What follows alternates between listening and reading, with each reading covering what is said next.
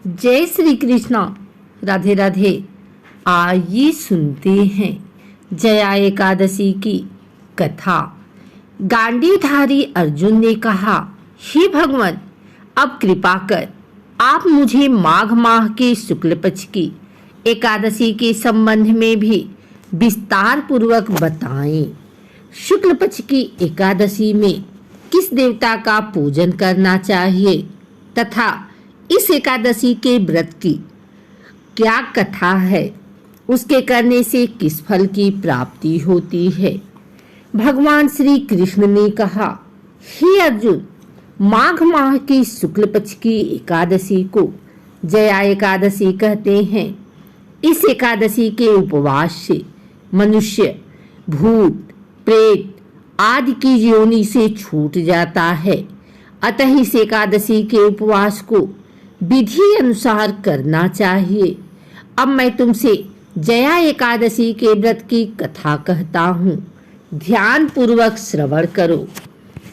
एक बार देवताओं के राजा इंद्र नंदनवन में भ्रमण कर रहे थे। चारों तरफ किसी उत्सव का सा माहौल था। गांधर्व गा रहे थे और गंधर्व कन्याएं नृत्य कर रही थी। वहीं पुष्पवती नामक गंधर्व कन्या ने माल्यवान नामक गंधर्व को देखा और उस पर आसक्त होकर अपने हाव भाव से उसे रिझाने का प्रयास करने लगी। माल्यवान भी उस गंधर्व कन्या पर आसक्त होकर अपने गायन का सुरताल भूल गया। इससे संगीत की लय टूट गई और संगीत का सारा आनंद बिगड़ गया। सभा में उपस्थित देवगणों को यह बहुत बुरा लगा। यह देखकर देवेंद्र भी रुष्ट हो गए। संगीत एक पवित्र साधना है। इस साधना को भ्रष्ट करना पाप है। अतः क्रोधवश इंद्र ने पुष्पवती तथा माल्यवान को श्राप दे दिया। संगीत की साधना को अपवित्र करने वाले माल्यवान और पुष्पवती, तुमने देवी सरस्वती का घोर अपमान किया है। अतः तुम्हें मृत्यु लोक में जाना होगा। गुरुजनों की सभा में असंयम और लज्जाजनक प्रदर्शन करके तुमने गुरुजनों का भी अपमान किया है। इसलिए इंद्रलोक में तुम्हारा रहना अब वर्जित है। अब तुम अधम, प्रेत और शयनी का सा जीवन बिताओगे। देवेंद्र का श्राप सुनकर वे अत्यंत दुखी हुए और हिमालय पर्वत पर प्रेत योनि में दुखपूर्वक जीवन यापन करने लगे। उन्हें गंध, रस, स्पर्श आदि का तनिक भी बोध नहीं था। वहीं उन्हें असहनीय दुख सहने पड़ रहे थे। रात दिन में उन्हें एक क्षण के लिए भी नींद नहीं आती थी। उस स्थान का वातावरण अत्यंत शीतल था, जिसके कारण उनके रोए खड़े हो जाते थे, हाथ पैर सुन पड़ जाते थे, दांत बजने लगते थे।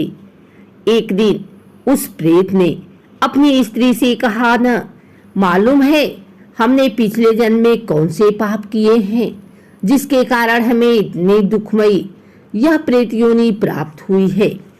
प्रेत योनि से नरक के दुख सहना कहीं ज्यादा उत्तम है।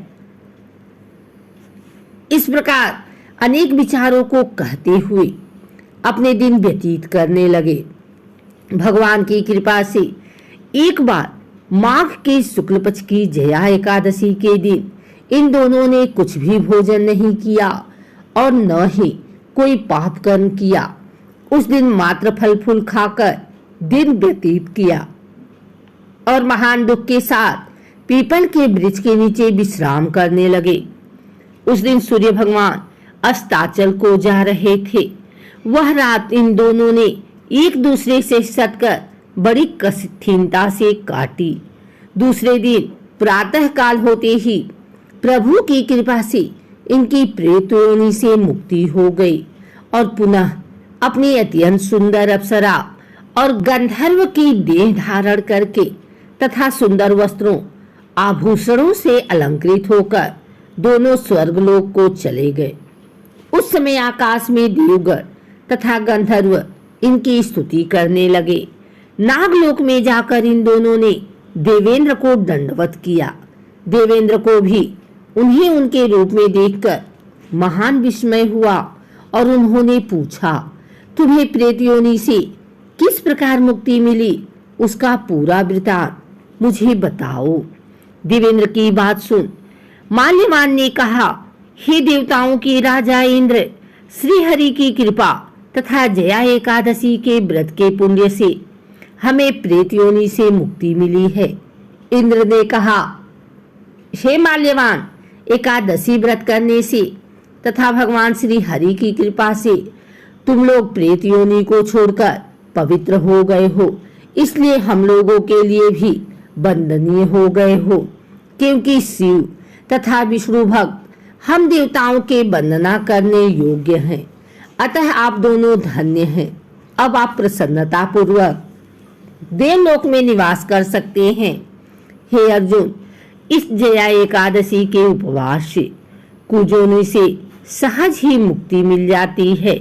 जो मनुष्य इस एकादशी का व्रत कर लेता है, उसने मानो सभी तप यज्ञ दान कर लिए हैं।